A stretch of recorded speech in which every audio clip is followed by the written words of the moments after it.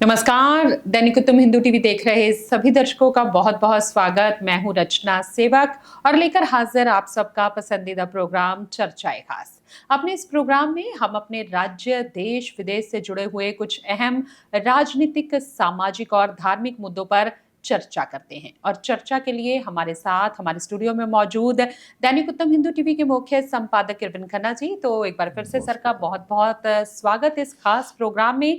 और आज प्रोग्राम चर्चाए खास की शुरुआत पंजाब की राजनीति के साथ। सर, पंजाब की 4 विधानसभा सीटों पर उपचुनाव होने वाले हैं और इन उपचुनावों के लिए आम आदमी पार्टी, कांग्रेस और भाजपा ने अपने प्रत्याशी घोषित कर दिए हैं। लेकिन शिरोमणि अकाली दल बादल ने 32 साल बाद मैदान छोड़ दिया है। उन्होंने चुनाव लड़ने से इनकार कर दिया है।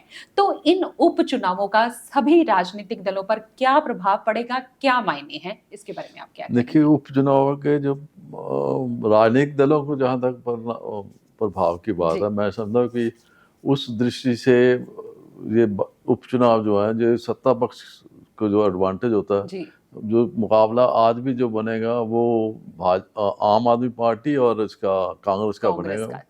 तो भाजपा ने जरूर कोशिश की है अपने एक नए पहचान, जो उन्होंने कांग्रेस से आए लीडर उनको जगह दी है, लेकिन अकाली दल की वोट भाजपा को जाएगी या उसके कारण इनको कोई लाभ मिलेगा, वो वाली स्थिति नहीं। वो अपने बलबूते पे तीनों लड़ेंगे, पर एडवांटेज आम आदमी पार्टी को जो भाई उपचुनाव में होता है वो नेचुरल सा है। बाकी परिणाम बताएंगे क्या स्थिति है।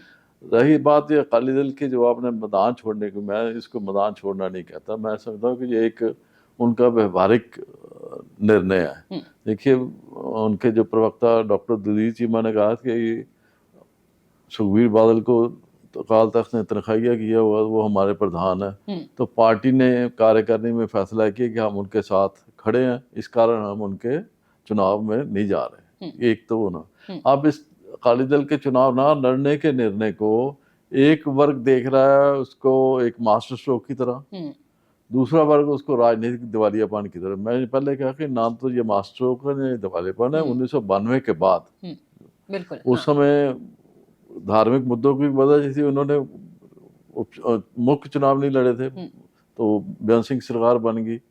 97 में वे दोबारा अकाली दल आ गए, अब भी उपचुनाव नहीं लड़ रहे।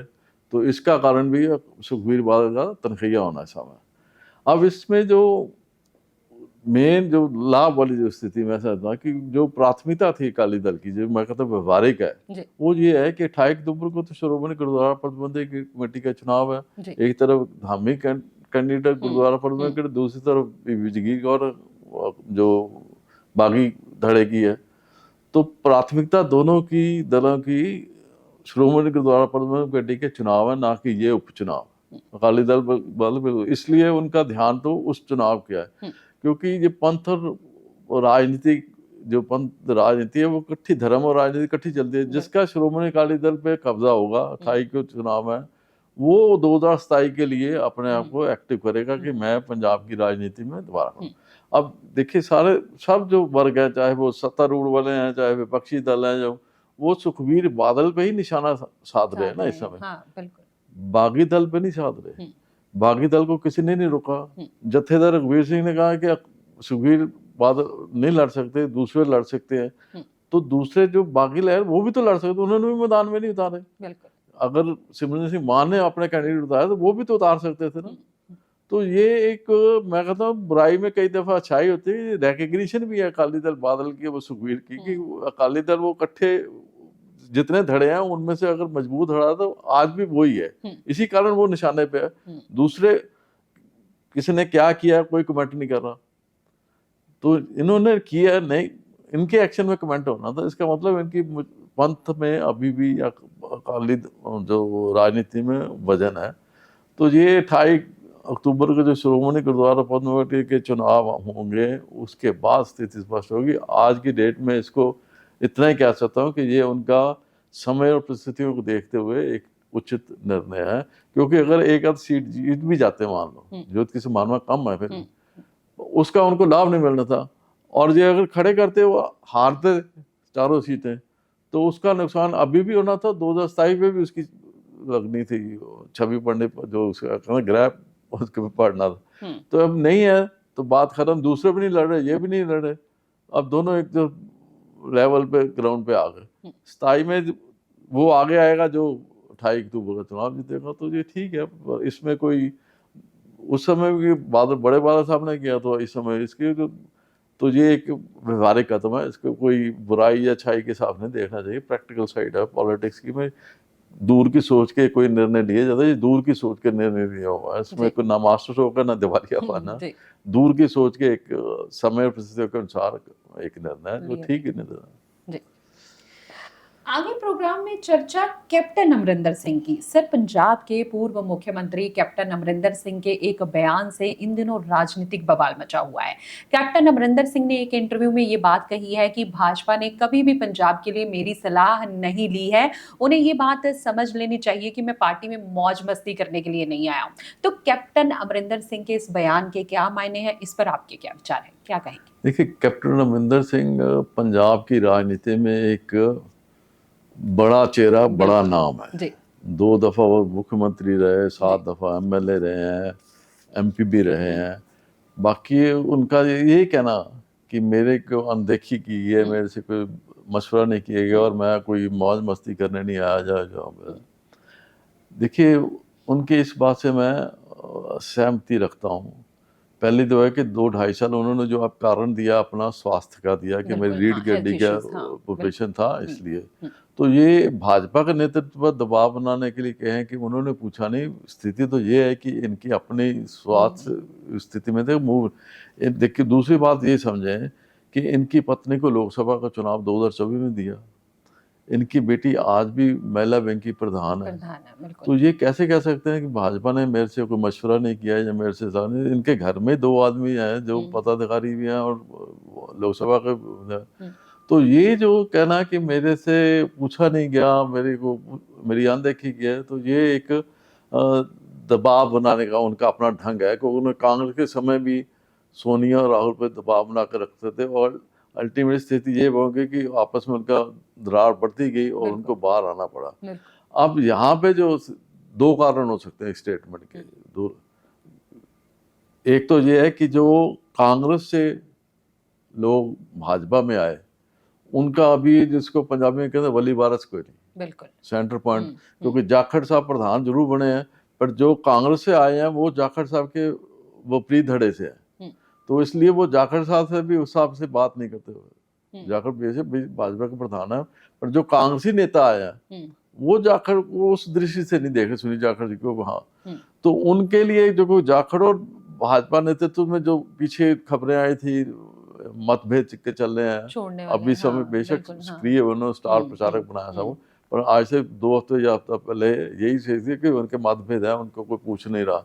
तो उस स्थिति को भी उन्होंने कैप्टन अमरिंदर सिंह क्योंकि मजे हुए खिलाड़ी हैं राजनीति के, उनको लगता है कि अगर ये स्थिति है तो जो कांग्रेस से भाजपा में आया उनके लिए एक मैं विकल्प के रूप में बनूं कि मैं मेरे साथ वो जुड़ जाए। जब वो जुड़ जाए तो उसका मतलब है भाजपा का जो नेतृत्व है उस पर वो फिर अपना दबाव बना सकते हैं, अपनी बात कह सकते हैं, मनवा सकते हैं। जहाँ तक पंजाब के मुद्दों के उन किसानों की है तो वो एक फेज सच्चाई है। उन्होंने पानी का मुद्दा भी अपने समय में उठाया, किसानों की फसल MSP का भी मुद्दा उठाया, मतलब संभाला उसको, उनकी फसल की जो उठाई और बिक्री तो वो भी उनके समय में जो बड़ी अच्छी रही। तो आज भी जो किसानों के मंडी में जाकर उन्होंने अपनी बात कही और क्योंकि पिछली बैकग्राउंड पर आज की स्थिति यह है कि भाजपा का नेतृत्व के साथ उन्होंने जो अपनी बात कही है वो उनको अल्टीमेटली कहीं जाकर नुकसान, राजनीतिक नुकसान भी जा सकती है। बेशक उन्हें दबाव बनाने की कही या अपने आप को, उनको किसी ने 2-2.5 साल में रोका नहीं कि आप बयान दे सकते हैं, बेशक मूव नहीं कर सकते, बयान तो दे सकते हैं, हर मुद्दे पे दे सकते हैं। तो अभी भी किसानों के एक नेता ने कहा कि पहले ये आपने बात जो उन्होंने कही है केंद्र से मनवाएं, फिर इनको देखते हैं भी क्या स्थिति आती है। तो ये एक कैप्टन अमरिंदर सिंह की अपनी एक राजनीतिक दाव पेच मैं कह सकता हूँ, क्योंकि वो एक मंजे हुए खिलाड़ी हैं। उन्होंने भाजपा का नेतृत्व पर निशाना साधने की कोशिश की और अपनी जगह जो भाजपा में कांग्रेस से भाजपा में आया उनका एक नेता बन के उभरने की कोशिश। और जाखड़ का एक विकल्प भी हो गया, भी कल को अगर प्रधान बदलना हो, कुछ करना हो तो वो भी एक मेरी बारी विकल्प आ है। जाए, जी। ये भी आ सकता है। बाकी राजनीति के कहना कुछ, सुनाना किसी को, निशाना किधर लगना किधर जी। जाके। तो कैप्टन साहब की अभी एक बात के मैं असहमति रखता हूँ कि उनकी सुनी नहीं गई, ऐसी कोई बात नहीं है। उनकी बेटी और पत्नी है, खुद वो, उनको किसी ने रोका नहीं। आज भी बोले, 2 साल पहले भी बोल सकते थे, 6 महीने पहले भी बोल सकते थे। बिल्कुल बिल्कुल। तो उसको एक यही समझ आता था कि उनकी अपनी एक राजनीतिक इच्छा जागी, उसको वो पूरा करने के लिए दोबारा सक्रिय हो जाए बस। जी। आगे प्रोग्राम में चर्चा भारत और चीन की। सर, भारत और चीन में हाल ही में एक नया पेट्रोलिंग समझौता हुआ है और इस समझौते का मकसद जो है वो लद्दाख में गलवान जैसी झड़प को रोकना है, पहले जैसे हालात बनाना है। और उधर कजान में 5 साल के लंबे अंतराल के बाद प्रधानमंत्री नरेंद्र मोदी और चीन के राष्ट्रपति शी जिनपिंग की द्विपक्षीय वार्ता हुई है। और चीन का ये समझौता जो भारत सरकार ने उनके साथ समझौता करने का फैसला किया है, क्या वो सही है? क्योंकि चीन को पाकिस्तान का दोस्त माना जाता है। तो आप इस सारी स्थिति को कैसे देखते हैं? देखिए, गलवान संघर्ष जो हुआ घाटी का, गलवान घाटी का, वो 2020 में 4 साल के बाद आज हम इस स्थिति में पहुंचे हैं कि ब्रिक्स जो सम्मेलन था उसकी पूर्व संध्या पे दोनों देशों ने समझौता किया। और आज की खबर तो ये है कि दोनों जो मैदानी इलाके थे घाटी के, उनमें से दोनों के जो टेम्परेरी कैंप लगे हुए थे, तंबू उठाए, उन्होंने उठा के वापसी शुरू कर दी दोनों ने। अब रही बात के जो ब्रिक्स आंदोलन में दोनों मिले, पहले नेता उनकी बात करें तो उसमें हमारे प्रधानमंत्री ने बड़ी स्पष्ट बात की है कि एक दूसरे पे विश्वास करके चलने की नौबत है। अलगाववाद को हम नहीं करते, आतंकवाद को हम प्रेफर नहीं करते। शांति के साथ, संवाद के साथ, भरोसे, एक दूसरे पे विश्वास करके ही आगे बढ़े। अब स्थिति ये है कि ये जो 4 साल के बाद हुआ है, इसको आप एक साधारण स्थिति में ना लें। 4 साल नहीं है, पिछले 10 साल की मैं समझता हूँ। क्योंकि 10 साल में प्रधानमंत्री की, मोदी की सरकार ने जो बुनियादी ढांचा सीमा पे था, क्योंकि उनको समझ लग गई थी कि जब तक हमारे सैन्य दृष्टि से मजबूत नहीं होते और हमारी सीमा पे हमारा बुनियादी ढांचा मजबूत नहीं होता, तो हम चीन से एक आंख से आंख मिला के बात नहीं कर सकेंगे। तो वो धीरे धीरे चलते रहे। 2020 में जब बात हुई तो 4 साल में जो उधर अगर चीन ने अपने इंफ्रास्ट्रक्चर मजबूत किया, तो भारत ने भी सड़क भी बनाई, टैंक भी पहुंचाए, एरोड्रोम भी बनाए, सैनिक भी खड़े किए, जहाँ उतने बराबर के खड़े। और एक जगह जैसे 2 जगह पे हमारा एडवांटेज था, 3 जगह पे उनका एडवांटेज था, हमने भी वहाँ पे अपने पोस्ट तैनात कर दी। और इस 4 वर्ष में कोई 30 से ज़्यादा राजनीतिक स्तर पे बातचीत हुई, 20 के करीब हमारे जो सैन्य स्तर पे जनरल्स की बात हुई। मतलब बड़े धैर्य के साथ 4 साल में 50 संवाद, मतलब आपस में वार्ता हुई। तो ये भारत ने अपना धैर्य भी दिखाया। भारत ने ये भी दिखा दिया कि हम चीन के साथ अगर सैन्य दृष्टि से थे, हम वो स्थिति भी फेस करने के लिए तैयार हैं। बराबर पे अगर सैनिक उसने खड़े किए, हमने भी किए, टैंक उसने खड़े किए, हमने भी किए, जहाज उसने किए तो हमने भी किए, सड़कें उसने बनाई तो हमने भी बनाए, अगर कैंप उसने बनाए टेम्परेरी तो हमने भी बनाए। तो उसको भी समझ लगी। और दूसरी इसमें जो समझौते में जो मैं समझता कि पुतिन जो है, रशिया ने एक पॉजिटिव रोल भी निभाया दोनों तरफ। तीसरी जो बात मैं देखता हूँ कि जो इंटरनेशनल सिचुएशन बनी है, अमेरिका की जो डोमिनेशन है, वो खत्म करने के लिए ये रशिया, इंडिया, चाइना, इन तीनों को साथ आना पड़ेगा कि नहीं। तभी यूरोपियन देशों की और वेस्टर्न की और इनकी जो अमेरिका की या कनाडा की जो दोस्ती, 5G भी उनके बने हो, तो वो जो डोमिनेशन चाहते हैं इंडिया पे, उनकी कोशिश ये थी कि चाइना और इंडिया आपस में लड़े और इस स्थिति में इंडिया अमेरिका की झोली में जाके बैठ जाए। वो स्थिति भारत सरकार ने बड़ी अच्छी तरह संभाल के स्थिति को संभाला। 4 साल के बाद जो लोग उंगली उठाते थे मोदी सरकार पे भी, उन्होंने चाइना से, तो वो बाकी रही भरोसे की बात। क्योंकि चाइना का पाकिस्तान के साथ संबंध, घनिष्ठ संबंध है। उनके संबंध नहीं मैं सकता, पाकिस्तान उनकी कठपुतली है, आर्थिक रूप से उनके कर्जदार है, वो बोल ही नहीं सकते उसके। चाइना जो चाहेगा उनसे करवा सकता है, वो स्थिति है। तो जहाँ तक भारत की सवाल है, तो ये हमारे विदेश मंत्रालय ने भी कहा है, हमारे जो डिफेंस मिनिस्ट्री ने भी कहा, और हमारे सेना प्रमुख ने भी कहा कि फैसला हो गया, रिटर्न हो गया, जैसे सेना वापस। पर ये जो है ना, पाला जो गेंद है वो चाइना के पाले में है, क्योंकि जिस अतीत में देखें तो चाइना ने ही भरोसा तोड़ा भारत का, भारत ने कभी नहीं तोड़ा। बिल्कुल। चाइना ने हमेशा 48 में तोड़ा, 62 में तोड़ा, जब तिब्बत के मामले में भी तोड़ा, 50 में तिब्बत का मामला 50 में आया, 48 में 50 में आया। तो ये चाइना पे भरोसा अभी तत्काल नहीं हम कर सकते। हमें बड़ा रेंग रेंग के बिल्कुल। दूध का जरा छाछ छूट, छाछ भी वो फूक-फूक वाली पर, स्थिति, हाँ, वो वाली स्थिति लागू होती है हुँ। हमारे पे। हाँ, एक अच्छा नेगोशिएशन हो गई, एक आधार बन गया बातचीत का। अब आगे इम्प्लीमेंटेशन पार्ट भी शुरू हो गई, पर आप ब्लाइंडली इसको एक जश्न के तौर पे मनाएं कि भारत की जीत होगी, भारत ने वो कर लिया, वो नहीं। सतर्क होकर स्टेप बाय स्टेप, कदम बाय कदम, इसको साल लगे, 6 महीने लगे, उसके बाद चाइना का क्या एक्शन आता है, उसका 6 महीने बाद उसका क्या रिएक्शन हो जाता है, आगे सर्दियाँ आनी है, फिर उस पे क्या स्थिति लेता है, तो बड़ा सतर्क होकर चलने वाला काम है। पर एक सही दिशा में उठा कदम है भारत का। इसको मैं समझता कि भारत की अंतर्राष्ट्रीय स्तर पे छवि बढ़ी है, साख बढ़ी है। भारत का साबित कर दिया कि हम अपने धैर्य के साथ, संवाद के साथ अपने बड़ी सी बड़ी जो समस्या है उसका समाधान कर सकते हैं। तो जहाँ तक पाकिस्तान की स्थिति है, पाकिस्तान अपने दम पे कुछ नहीं करने वाला। अगर चाइना से कुछ हमारा समझौता होगा तो वो अपने आप बीच में निपट जाना है, इसकी बात है। जी।